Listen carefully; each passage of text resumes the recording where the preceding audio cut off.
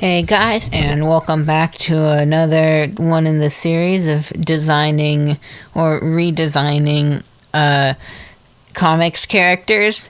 This time we have Silhouette Cord. Maybe it's pronounced Chord. Honestly, I don't know. And her superhero name is Silhouette because of course it is. I mean, if you have a baller first name, you gotta use that for something.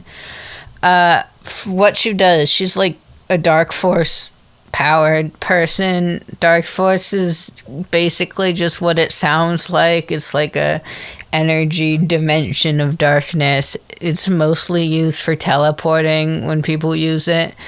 I couldn't find exactly where she got her powers from.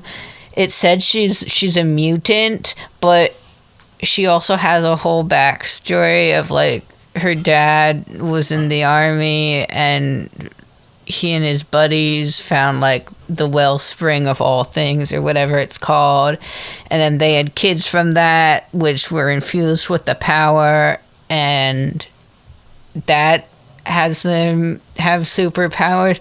So I'm not sure what's up with that, but let's see, her brother is Midnight Fire. I think his name's Daniel Cord. Anyway, he has a sick ass design. You see, I pulled up a reference behind her because I wanted to do more of that. She hung out a lot with Night Thrasher and the New Warriors. Night Thrasher has the special title of having one of the names of superheroes I like the most. And she, at some point in their exploits, I think got like shot in the back or something, so needs to use crutches. But yeah, I actually had a lot of trouble with the crutches. Just proportionally, it always felt like I wasn't making the arms long enough, or I was making one crutch way too big and the other way too small. And honestly, I should have pulled out more references, but I just had a lot of stuff. I had a lot of room taken up by references already, and I didn't want to overcrowd it. I also tried giving her like a lot of the dreadlocks, I think they're called, that the brother has, which you also can't see really well, but he's got like them tied up on his head and then they come down and have like little bell looking things on the end, and I just think that's cool. I went through several versions of trying to give her those, but I settled on still those things at the end, but they're not really dreads. They're like, the anime girl ponytails that hang out in front of your ears. Let's see. I gave her like a gear motif for the design because, like I said, I love having a just strong concept that goes through everything of a design rather than having a lot of little details that all have their own significant meaning or whatever. A lot of her design, you see two I pulled up here, have like a big old triangle down the middle of her cleavage, and I wanted to see if I could keep that somehow, but it didn't work out, so I gave her this other vest thing with a crack in the middle to kind of keep it, but not really. I also tried to give her a helmet. I tried really hard to give her a helmet because I felt like it might be able to work with the design, and two of the costumes I found for her also had the helmet. But you can see now, it just looks silly. I couldn't figure it out, especially with like how I wanted the hair to go. So it really, I ended up scrapping it by the end.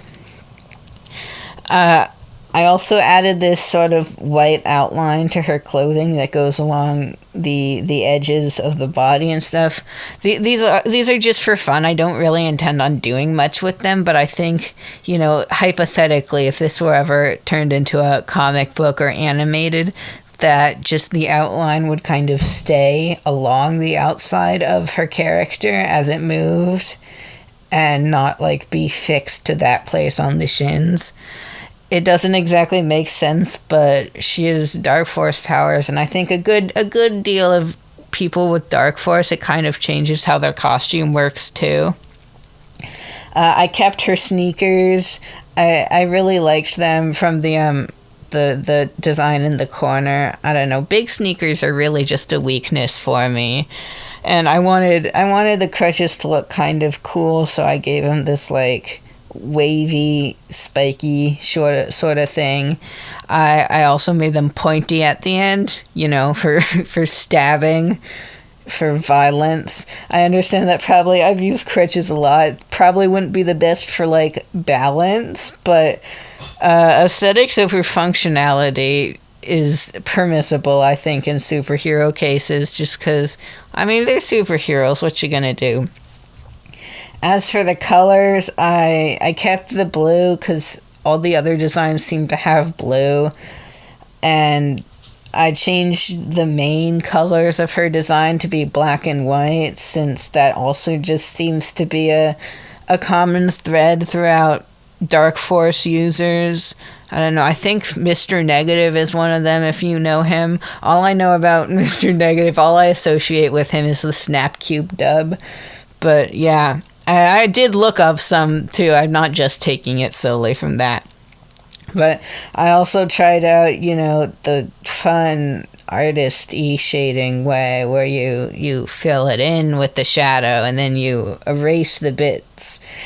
And honestly, I like it. I think I'm going to be doing that more in the future. I think it really helps me think about exactly where the light is going to be hitting stuff rather than when I went in with the shadow with the, purple on a multiply layer, and I just kind of outlined the lower and slightly to the sides. I can talk well, okay? I'm so eloquent. Before it would just be like, okay, well, that's the bottom of the shape, so I'm going to put shadow there. But now it's, when I'm erasing, it's easier to think about, all right, what parts of the 3D figure are going to be, hit by the light rather than just going around how I feel it. That probably didn't make any sense, but whatever. Who said I have to make sense? So thank you for watching the video. Like, comment, subscribe, all that good jazz, and I'll see you later.